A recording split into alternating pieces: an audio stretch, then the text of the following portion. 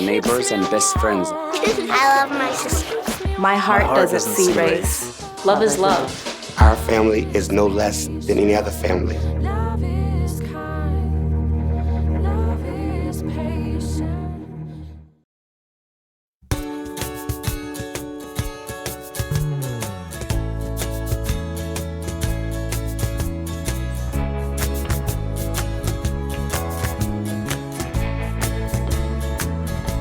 Listen up, Cleveland. Listen up, Cleveland. Welcome to Listen Up Cleveland. I'm your host, Leah Haslage, and we're here today at Tyler Village, located on Superior Avenue, for the Cleveland Flea, a great monthly event that happens where you can buy homemade goods from over 100 local artists.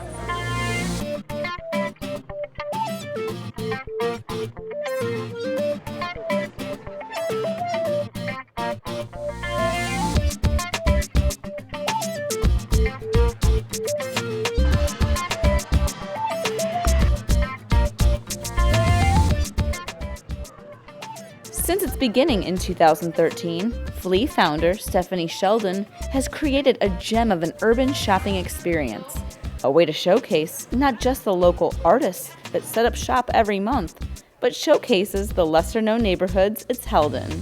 I work with a lot of small businesses, makers, artisans, and they were looking for a place to sell more of their goods and to connect with more of their customers, so that's why the Flea was born. We like to go to neighborhoods that need us, or neighborhoods that may be lesser known, lesser traveled. We started on East 55th, and we're there to sort of do pre-development. So you'll see there's lots of great things happening now there. Tyler Village is another one of those locations that we really want to spur people's interest in and more economic development. I love Cleveland. I'm not from here, and when I moved here 8 years ago, I saw a city that needed somebody like me, that needed others that are dreamers and doers, that really needed people to love it again. And I saw so many people who wanted to make their living here and stay here, artists in particular, creatives. And I thought, this is the city for us to build for them.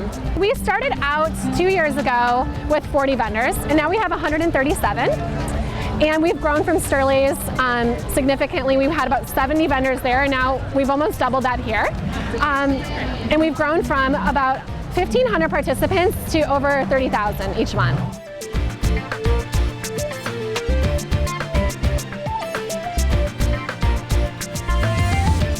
Everything from people who do salvage work, where really they pick up an item and see that it is just beautiful and perfect as is, and they bring it and share it, and they do a lot of curating of a really great collection. And then it is people who take raw materials and spend hours and hours and hours totally transforming it into something beautiful. And of course we also have our food vendors who do some of the same on both sides.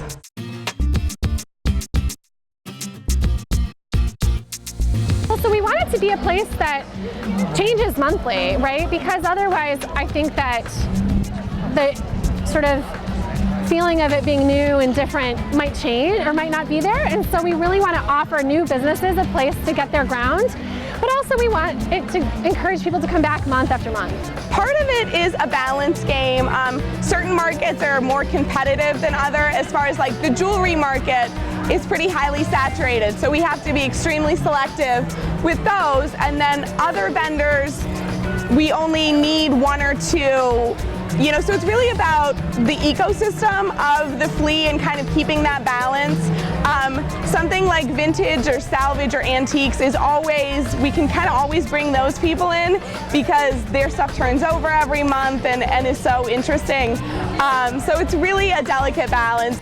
Truly, we don't have a lot of mom and pop flea markets in Cleveland, I don't think anymore, but we have a lot of makers and artisans that are looking for a place to sell, and they're a little bit different because they curate the selection. They have a really, just a very big standard or a high standard of what their products are delivering. They just may not have, they might not have storefronts, and so, but they have really, really high quality products that they're trying to share with everybody. There's just a resurgence right now in people wanting to do their own thing, want to make their own business, make their own dream life, and we support that as sort of a place for them, as a platform for them to connect with customers so they can do that. I've been a part of the Cleveland Flea I started about 6 months into their first season, and I've been a full-time vendor ever since.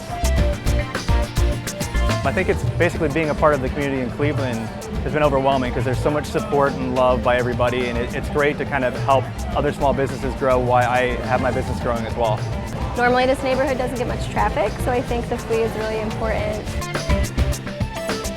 From the city standpoint of exposing people to areas they might not go to. Also, as a business owner, this is probably the craziest show that I do, sales-wise. I really haven't been to a lot of other flea markets outside of the Cleveland Flea, but the thing to me that feels so great about the Cleveland Flea is that it's such a community. Every month, you know, I am so in the details with these vendors, and yet I show up on site and they totally surprise me. In that, like, they'll collaborate with the person in the booth next to them, and they make friends, and they're really supportive of each other, and they don't really see it as competition. They see it really a lot of opportunity for collaboration, really just bolstering each other up. So being the rising tide. I love the diversity of people that are here. To me, it kind of feels like you're in art school, you know, because everybody's on the same page and they're really creative and supportive of each other. Yeah, we call them our frienders, like the vendors that we're friends with. Yeah. Every vendor at the Flea has their own unique story as to how they got started and what products they offer. But at the forefront for all of these artisans is the love of Cleveland. So Ape Made, my name is April.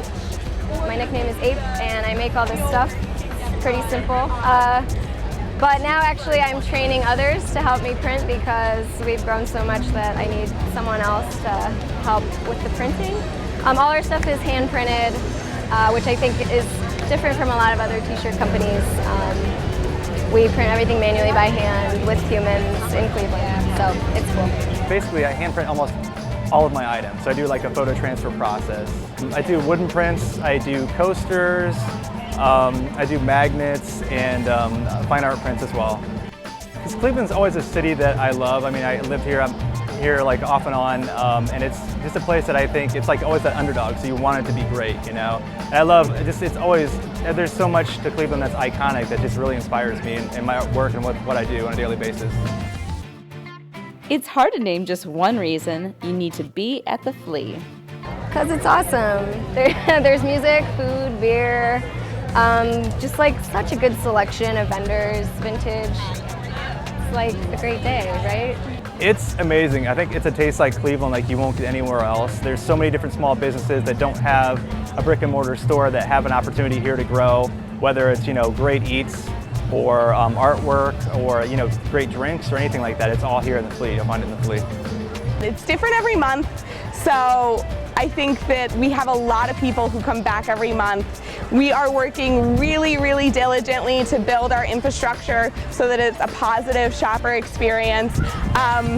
But definitely if you're coming, dedicate a ton of time because you're not going to want to leave. I don't want to leave at the end of the day, and I've been here since 5:30 in the morning, so I doubt you'll want to leave either. We've been, since the day I came on, we've been doing nothing but growing, which is amazing, and I just really am putting my whole heart and all my energy into making sure that that growth is super sustainable, like I said, by really upping our infrastructure so that this is something that the kids, the Flea kids, which are my favorite, that they're here as Flea adults. Like, that's what really, to see them grow up here and for this to be a tradition for them would be great for me. So if we can make that happen, that would be amazing.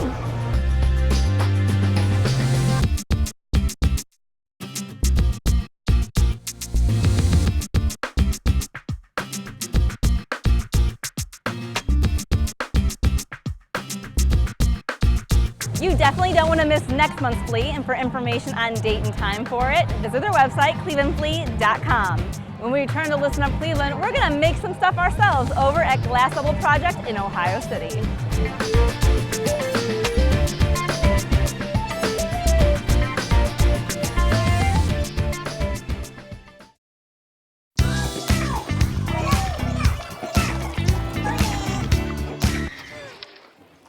Looks like it's done.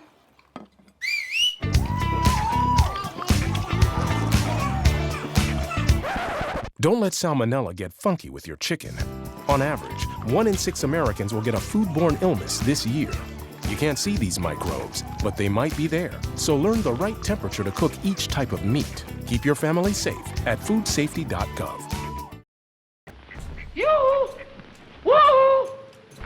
I came just as soon as I heard the news.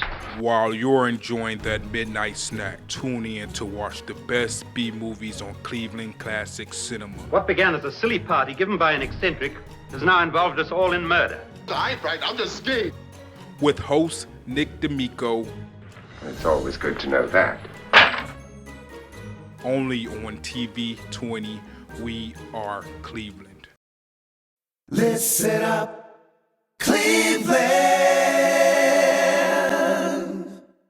Welcome back to Listen Up Cleveland. We're here in Ohio City at Glass Bubble Project, where we're gonna feel the heat making some fun and unique gifts.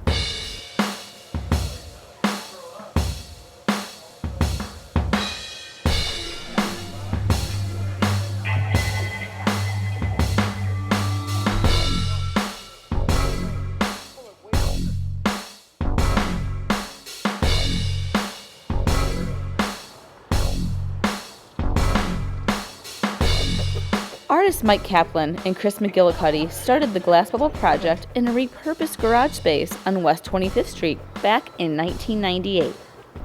Owner Mike Kaplan fills us in on how he got his start. I took a couple classes at Kent State, 2 semesters, and started to learn how to blow glass. And I'm a college dropout, not proud of it. You know, I really did like college. But anyways, it happens. I was working for my father, and my cousin, who also blew glass, said, oh, we should start our own studio.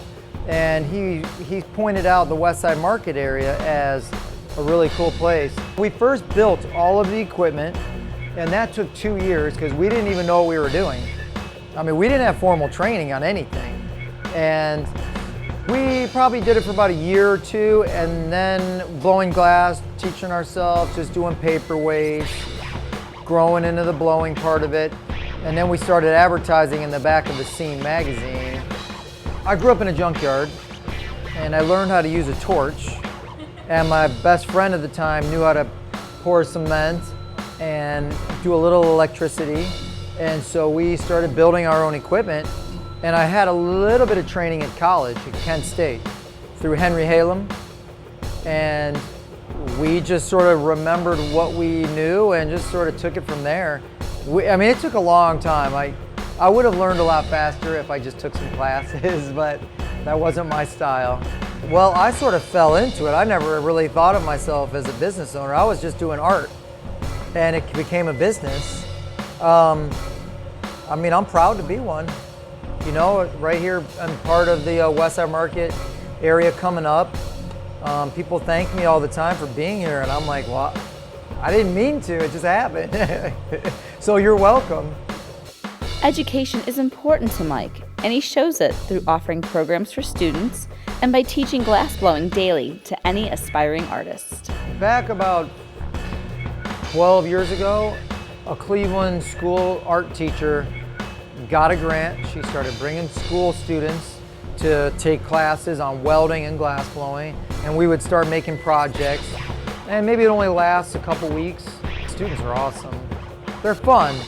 You know, put a little music on and they're dancing around and all helping each other. And they come in here and it's a little dangerous. It's hot.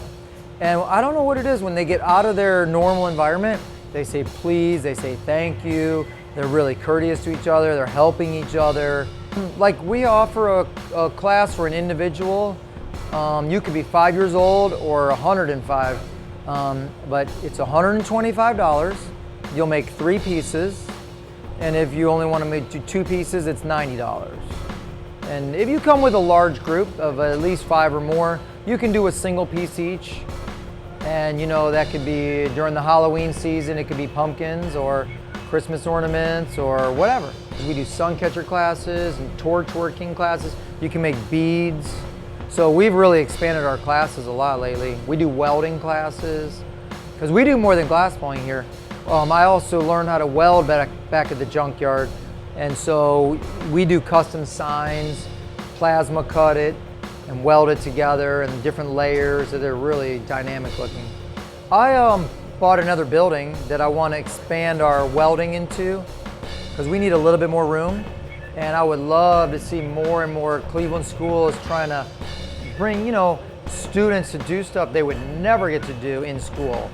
It only takes a day. They could come in, do a little glass blowing, try a little welding, and if they want to, they can get a grant and hopefully, really do a big project and really be proud of it later.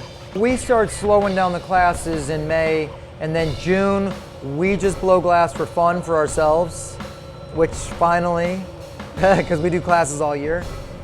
And then we're gonna be shutting the furnace off for the summer and taking it out to the medieval fair in Geneva. So we'll be the glass blowers at the Geneva, it's called the Great Lakes Medieval Fair. Another great aspect of Glass Bubble Project is the focus on sustainability. We've been doing recycled materials since the start because I grew up in a junkyard. So I've been making sculpture and whatnot out of recycled materials since I was a kid. So I would say that 99% of what we do, the glass, the metal, is all recycled. I mean, really, it's great. Everyone's supporting local. There's so much great stuff going on locally anymore. It's like you gotta be a part of it. It's fun. Everybody's proud of Cleveland. When we come back to Listen Up Cleveland, Mike will show us the process of blowing glass, which, by the way, is a little bit harder than I thought it was going to be, but so much fun. Listen up, Cleveland.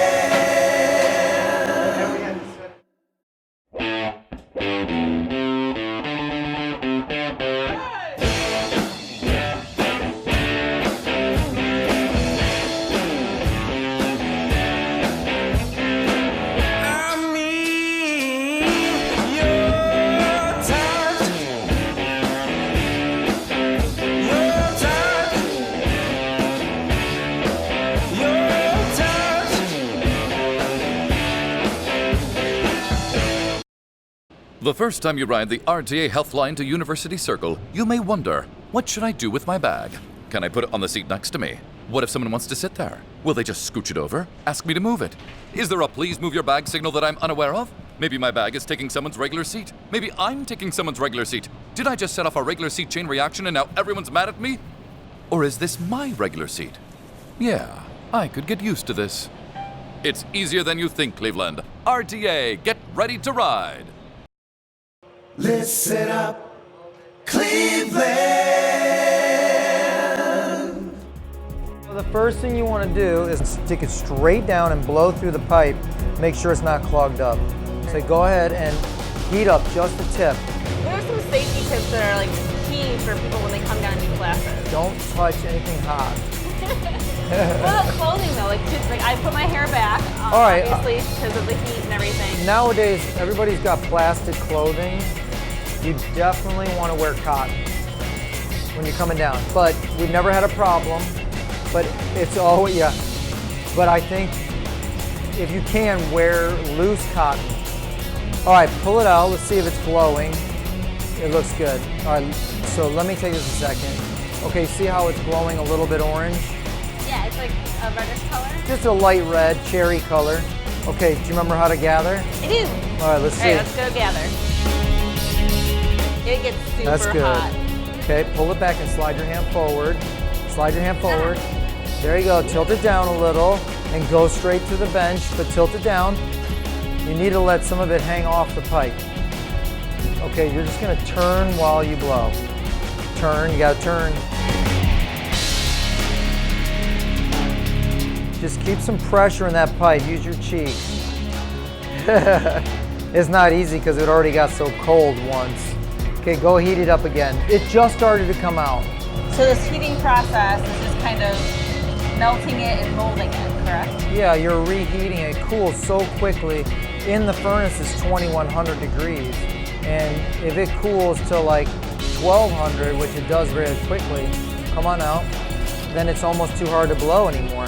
So go ahead and lay down. We've heated it up to about 1500. Hold it there and just blow. Here comes the bubble. There you go, keep it going. That's good, stop. You gotta stop as soon as I tell you or else you'll blow it too thin. We're letting it cool down. Just dip it in the color a little bit gently. There you go. And that sticks to it. Okay, go heat that up. What's the most common mistake people make when doing this? Stop turning. They stop turning because they don't know how to keep it on center because it's always moving at different rates based on how hot it is. What's the most common thing people make, want to make? Well, it's really smart to do something simple. So like a drinking glass, a vase, or a bowl is what we like to start people doing. But some people come in and they want to do a blowfish or, you know, some crazy thing, you know, like we'll help them make whatever they want. Okay, tip it straight up to your mouth and keep turning and blow. And just don't stop turning. We're gonna make a shot glass. Oh yeah, that looks great. Okay, that's cool. Now, did you see it expand? Yeah, it's awesome. All right, heat it up. And this time, let me show you how you're gonna do this. Like a pendulum, you're gonna come out and you're just gonna start swinging it like this, and that's gonna elongate it. We're gonna make a nice shot glass for you to party with at the back at the station. All right, come on out. Swing it straight down, go. Really go, like, yeah, give it some power. You wanna make a big shot glass. While I do this, right? No, you don't have to turn. No. Just do Okay, this. now we're gonna heat up and blow it again because you wanna make a double shot, don't you? All right. Why not? Heat it up. What do you think is the biggest misconception with glass blowing? The biggest one is people think they have to blow really hard. You just have to keep it hot and just puff it. You just keep some pressure. All right, come on out with your cheeks and it'll just blow into it. I'll show you later a trick. Yep, blow it. And just keep the pressure in your pipe. Don't blow real hard. You're gonna take these called the jacks. Okay. Okay, I'm gonna take this. Okay. And you see the tip of the pipe?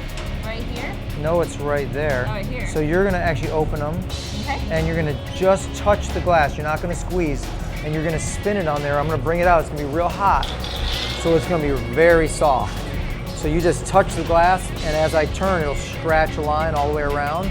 To make it easier then to separate? Then it'll break, and we'll break it there. Everybody loves this part. Okay, so be very gentle. Go ahead, do the jacks like I showed you. Just squeeze it very gently. Okay, now you got a line started. Go harder. Go harder? Yep.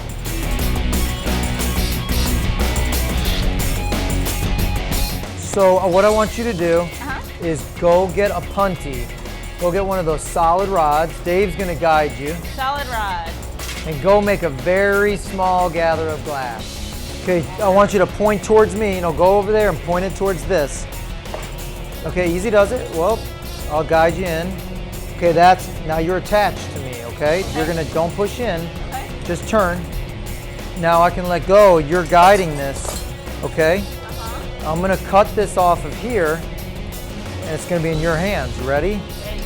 It's not heavy. Go heat that up. That's called the transfer. You're gonna just slowly open those as you're pressing down. So this way? Yep, but be gentle. And I'll tell you if you should go harder. Okay, ready? Go ahead in the hole, and that's it. That's a little bit rough. You see that though. So go down, press down. Okay, that's good. You opened it. Anyways. Oh, that looks cool though. Channel 20. Our first What do you official say? drinking glass. Get it live or? Listen up, Cleveland. Listen up, Cleveland.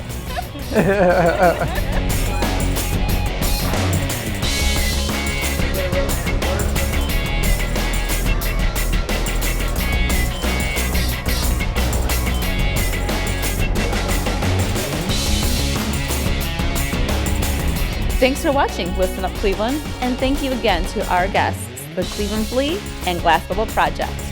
Make sure you follow the Cleveland Flea on Instagram and Twitter at Cleveland Flea. And for more information on Glass Bubble projects, including hours of operation and how you can sign up for classes, visit their website, glassbubbleproject.com.